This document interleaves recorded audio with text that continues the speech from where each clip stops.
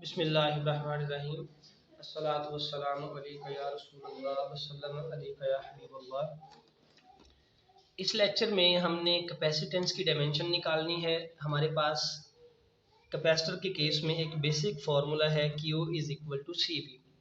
तो कैपेसिटेंस की डायमेंशन निकालनी है, यहाँ से मैं C को सेपरेट कर सकता हूँ।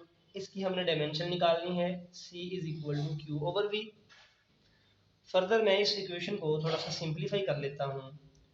ये है चार्ज Q और ये V है पोटेंशियल डिफरेंस।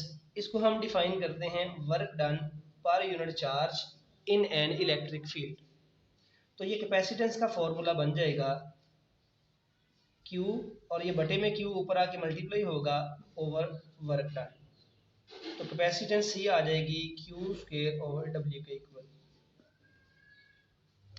और अगर मैं इसको फर्दर सिंप्लीफाई करूं, जब हमने किसी बेस क्वांटिटी की डायमेंशन लिखनी है तो हम उस बेस क्वांटिटी को जब हमने एक डिराइव्ड क्वांटिटी की डायमेंशन लिखनी होती है, हम उस डिराइव्ड क्वांटिटी को बेस क्वांटिटीज की टर्म्स में कन्वर्ट करते हैं।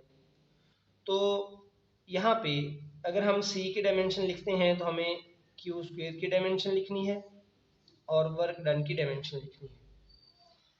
और वर्क डन के बारे में हम जानते हैं कि work is defined as force into displacement.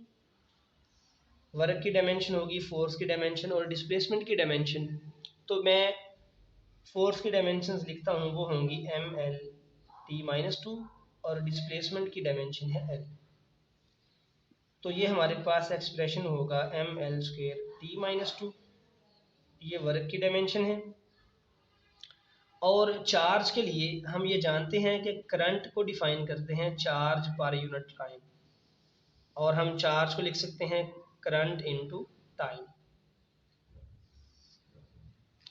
तो चार्ज की डायमेंशन होगी dimension of charge is equal to dimension of current, इस तरह लिख लें पहले चाहे, आई इंटू टी।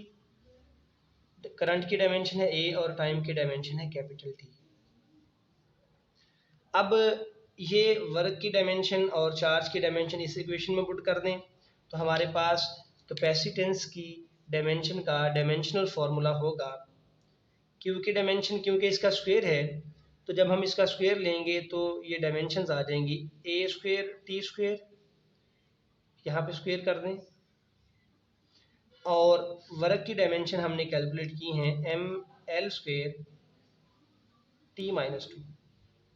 और फाइनली हम एक स्क्वायर ब्रैकेट में आंसर लिखना चाहते हैं, तो जो बटे में टर्म्स हैं इनको मैं बटे से ऊपर लेके आऊँगा तो इनकी पावर्स के साइन चेंज होंगे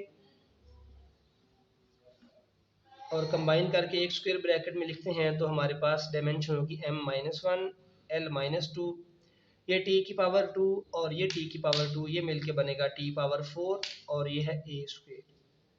so this is the dimensional formula of capacitance of a capacitor.